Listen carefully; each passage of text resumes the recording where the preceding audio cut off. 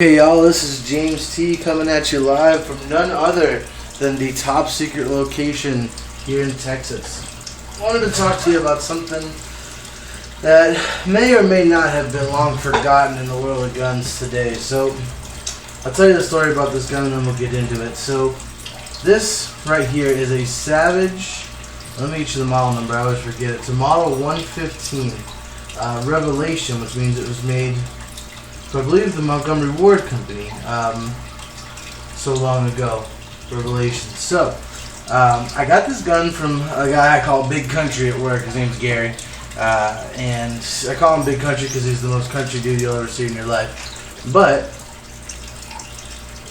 excuse me, just taking a sip of water there. That point being aside, he sold me this gun for $50. Now, you may look at it and go, wow, you got a steal on that for $50. And it wasn't quite the steal at the time. I actually took all the paint off of it because it wasn't finished, it was painted. It had like this brown paint on it. He sold me the gun telling me it didn't work. Now, of course, I love a challenge, so I said, great, how much do you want for it, and bought it. It's not that the gun didn't work, I'll get into that as well. But basically what I did was I took some quadruple zero steel wool, or 000, the really fine steel wool, and scrubbed most of the rust off the barrel. The barrel was gross, it had a lot of rust on it, but a lot of it came off. You can still see a little bit in here, a little bit of pitting, but I'll keep continually lubricating that so that you don't have to worry about it spreading at all. So did the whole barrel, took the whole thing apart, took all the trigger mechanism apart, and I hit it all with brake cleaner just to get all the gunk out of there. You gotta remember, this gun had to have been from, Lord, I don't know, I'd have to guess the 50s. I don't know, it was that old looking when I got it. Could be 70s, but I mean, it was old as dirt. And as you can see, the wood grain isn't that nice.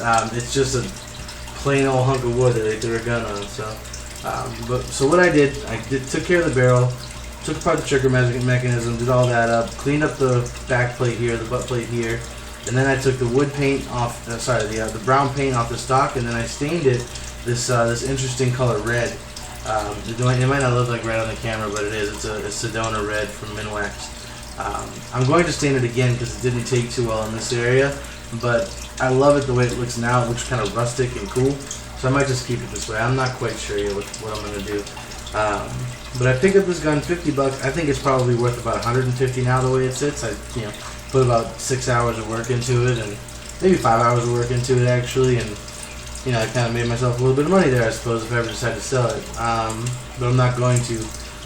So the great thing about this gun is it is a bolt gun. Now this is what I was saying, I think it's kind of gotten a little forgotten in the gun world here. This is a bolt gun, so obviously you work the bolt. That's how it goes. Now the cool thing about this gun is if you've ever fired the Super Calibres from Aguila, those little 22s that don't make any noise, well, they make some noise, but they're very little out of a rifle or a long barrel. Those don't feed through anything. So this gun, being a bolt gun, actually feeds them very well. This gun was designed to feed both 22 short, 22 long, and 22 long rifle. Or long range, I've heard some people say, but I'm pretty sure it's just long rifle. Or long round. Lots of different ways I've heard that said. But I put a little Bushnell banner on here. It's like a $70 scope, perfect for a 22. You're not going much further than 100 yards anyway. And really, what I wanted to talk about was just the effectiveness and the quality that comes in these old bolt guns. They're hard to find nowadays. People have them kicking around in their basements and stuff, and they never resurface. But to me, I'd rather have this than a 1022. And I've had 2 Ruger 1022s. I've had a Remington 597. I've had a Montgomery Ward's, I can't remember what the name of it was, but it was like a Model 854 or something like that. I've had a slew, and I'll tell you, a slew of 22 rifles. And to be honest, I love the feel of working a bolt, for one. When you're shooting a rifle, I mean, even if it is a 22, there's nothing better than working a bolt. It just makes you feel like you're really operating that gun. And I've gotten this bolt to operate pretty smooth. You can see it's not really hanging up very much, and the trigger is very tight, but it's an old 22. What do you expect?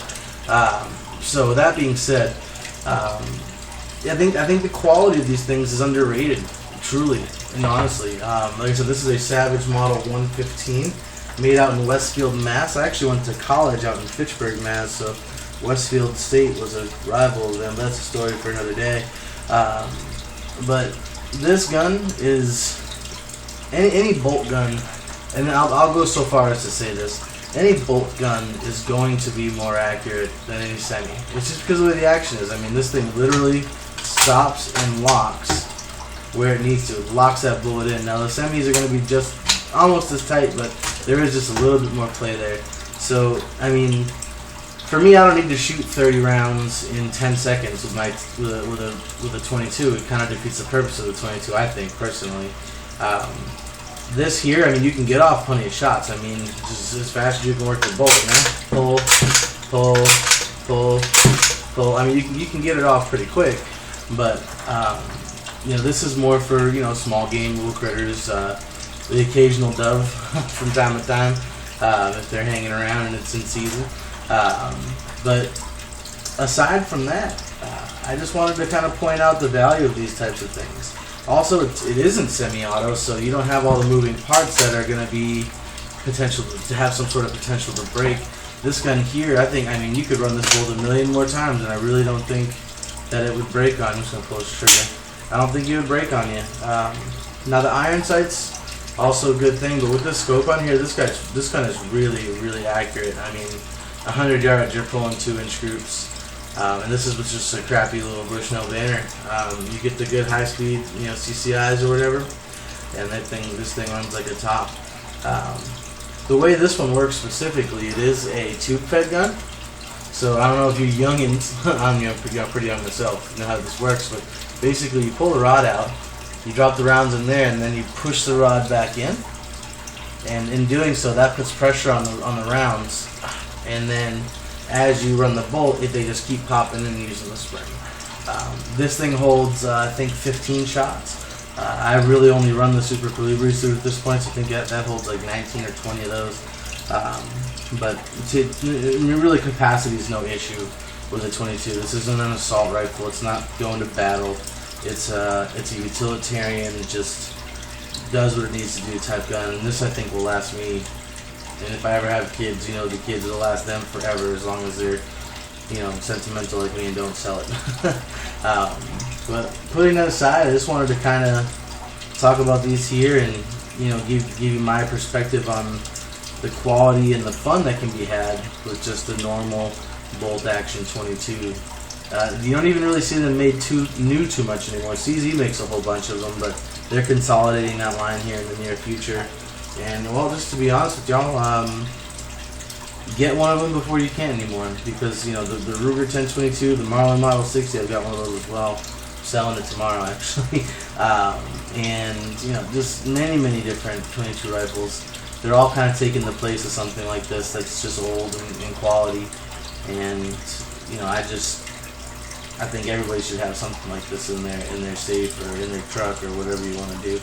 But just kind of wanted to share that with you guys and let you know how I feel about the old Savage Model 115. Maybe I'll give you guys a range report at some point, but thanks for watching. I'm signing out here from the top secret location here in Texas.